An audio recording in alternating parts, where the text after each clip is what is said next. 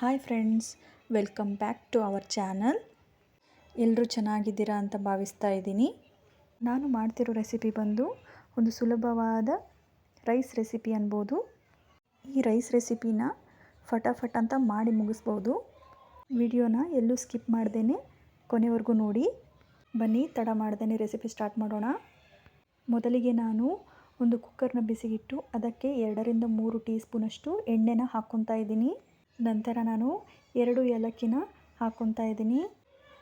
4ರಿಂದ 5 ಲವಂಗನ ಹಾಕ್ಕೊತಾ ಇದ್ದೀನಿ. ಚಕ್ಕೆನ ಹಾಕ್ಕೊತಾ ಇದ್ದೀನಿ. ನಂತರ ನಾನಿಲ್ಲಿ ಅನಾನಸ್ ಹೂವನ್ನು ಹಾಕ್ಕೊತಾ ಇದ್ದೀನಿ. ಇದೆಲ್ಲನೂ ಚೆನ್ನಾಗಿ ಫ್ರೈ ಆಗಬೇಕು. ನಂತರ 2 ಪಲಾವ್ ಎಲೆನ ಹಾಕ್ಕೊತಾ ಇದ್ದೀನಿ. ಇದೆಲ್ಲದನ್ನು ಚೆನ್ನಾಗಿ ಫ್ರೈ ಮಾಡ್ಕೊಳ್ಳೋಣ. ಲೋ ಫ್ಲೇಮಲ್ಲಿ ಇಟ್ಬಿಟ್ಟು ಇದನ್ನು ಚೆನ್ನಾಗಿ ಫ್ರೈ ಮಾಡ್ಕೊಳ್ಳಿ, ಇಲ್ಲಾಂದರೆ ಸೀದೋಗ್ಬಿಡುತ್ತೆ. ನಂತರ ನಾನಿಲ್ಲಿ ಈರುಳ್ಳಿನ ಈ ರೀತಿ ಉದ್ದುದ್ದಾಗಿ ಕಟ್ ಮಾಡ್ಕೊಂಡಿದ್ದೀನಿ. ಅದನ್ನು ಹಾಕ್ಕೊತಾ ಇದ್ದೀನಿ. ಈರುಳ್ಳಿನ ಚೆನ್ನಾಗಿ ಫ್ರೈ ಮಾಡ್ಕೊಬೇಕು ನಾವು. ಈರುಳ್ಳಿ ಎಷ್ಟು ಚೆನ್ನಾಗಿ ಫ್ರೈ ಆಗುತ್ತೋ ರೈಸು ಅಷ್ಟು ಚೆನ್ನಾಗಿ ಕಲರ್ ಬರುತ್ತೆ. ಈರುಳ್ಳಿನ ನಾವು ಕಂದು ಬಣ್ಣ ಬರೋವರೆಗೂ ಫ್ರೈ ಮಾಡ್ಕೊಳ್ಳೋಣ. ನೋಡಿ, ನಾನಿಲ್ಲಿ ಫ್ರೈ ಮಾಡ್ಕೊತಾ ಇದ್ದೀನಿ. ನೋಡಿ, ಈ ರೀತಿ ಫ್ರೈ ಮಾಡ್ಕೊಂಡಿದ್ದೀನಿ ನಾನು. ಇವಾಗ ನಾನು ಇದಕ್ಕೆ ಕರಿಬೇವನ್ನು ಹಾಕ್ಕೊತಾ ಇದ್ದೀನಿ.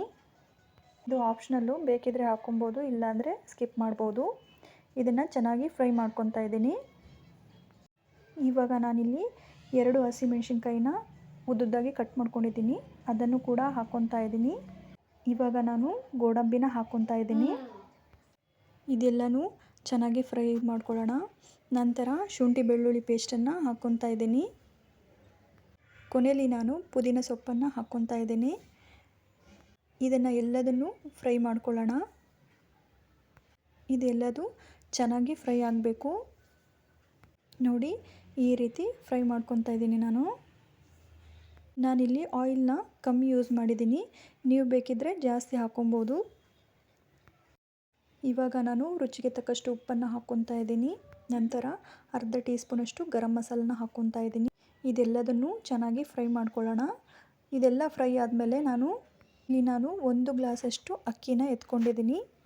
1 ಗ್ಲಾಸ್ ಅಕ್ಕಿಗೆ 2 ಗ್ಲಾಸ್ ನೀರನ್ನು ಹಾಕ್ಕೊಳ್ಳೋಣ. ಯಾವ ಗ್ಲಾಸಲ್ಲಿ ಅಕ್ಕಿ ಎತ್ಕೊಂಡಿರ್ತೀರೋ ಅದೇ ಗ್ಲಾಸಲ್ಲಿ ನೀರನ್ನು ಹಾಕ್ಕೊಳ್ಳಿ. ಆವಾಗ ನಿಮಗೆ ಅಳತೆ ಕರೆಕ್ಟಾಗಿ ಸಿಗುತ್ತೆ. ನಾನಿಲ್ಲಿ 2 ಗ್ಲಾಸು ನೀರನ್ನು ಹಾಕ್ಕೊಂಡಿದ್ದೀನಿ. ಇದನ್ನು ಚೆನ್ನಾಗಿ ಕುದಿಸ್ಕೊಳ್ಳೋಣ.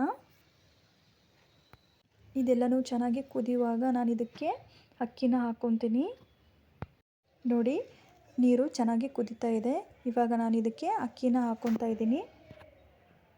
ನೀವು ಈರುಳ್ಳಿನ ಎಷ್ಟು ಚೆನ್ನಾಗಿ ಫ್ರೈ ಮಾಡ್ಕೊತೀರೋ ಅಷ್ಟು ಚೆನ್ನಾಗಿ ರೈಸು ಕಲರ್ ಬರುತ್ತೆ. ನೋಡಿ, ಅಕ್ಕಿನ ಹಾಕ್ಕೊಂಡಿದ್ದೀನಿ. ಇವಾಗ ನಾನು ಇದನ್ನು ಚೆನ್ನಾಗಿ ತಿರುಗಿಸ್ಕೊಂಡ್ಬಿಟ್ಟು ಕುಕ್ಕರ್ ಲೀಡನ್ನು ಕ್ಲೋಸ್ ಮಾಡ್ಕೊತೀನಿ. ಲೀಡನ್ನು ಕ್ಲೋಸ್ ಮಾಡಿ 1ರಿಂದ 2 ವಿಷಲ್ ಬರೋವರೆಗೂ ಕೂಗಿಸ್ಕೊಳ್ಳೋಣ. ಇವಾಗ ನಾನು 2 ವಿಷಲ್ನ ಕೂಗಿಸ್ಕೊತೀನಿ. 2 ವಿಷಲ್ ಆದಮೇಲೆ ಕುಕ್ಕರ್ನ ತಣ್ಣಗಾಗಕ್ಕೆ ಬಿಡೋಣ. ನೋಡಿ, ಇವಾಗ ಕುಕ್ಕರು ತಣ್ಣಗಾಗಿದೆ. ನೋಡಿ, ನಾನಿವಾಗ ಲೀಡನ್ನು ಓಪನ್ ಮಾಡ್ತೀನಿ. ನೋಡಿ, ಎಷ್ಟು ಚೆನ್ನಾಗಿ ಬಂದಿದೆ ರೈಸು.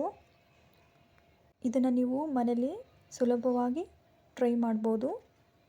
ತುಂಬ ರುಚಿಯಾದಂತಹ, ತುಂಬ ಬೇಗನೆ ಆಗುವಂಥ ರೆಸಿಪಿ ಅನ್ಬೋದು ಇದು. ಈ ರೆಸಿಪಿನ ನಮ್ಮಮ್ಮ ಯಾವಾಗಲೂ ನಮ್ಮ ಮನೇಲಿ ಮಾಡ್ತಾಯಿದ್ರು.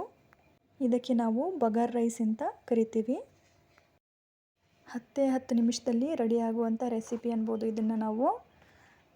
ತುಂಬಾ ರುಚಿಯಾದಂತಹ ರೆಸಿಪಿ ಇದು. ಮನೆಯಲ್ಲಿ ಖಂಡಿತವಾಗಿ ಟ್ರೈ ಮಾಡಿ. ಹಾಗೆಯೇ ನಾನು ಮಾಡುವ ಎಲ್ಲ ರೆಸಿಪೀಸ್ ನಿಮಗೆ ಇಷ್ಟ ಆದರೆ ಒಂದು ಲೈಕ್ ಕೊಟ್ಟು ಸಬ್ಸ್ಕ್ರೈಬ್ ಮಾಡ್ಕೊಳ್ಳಿ ನನ್ನ ಚಾನಲ್ಗೆ.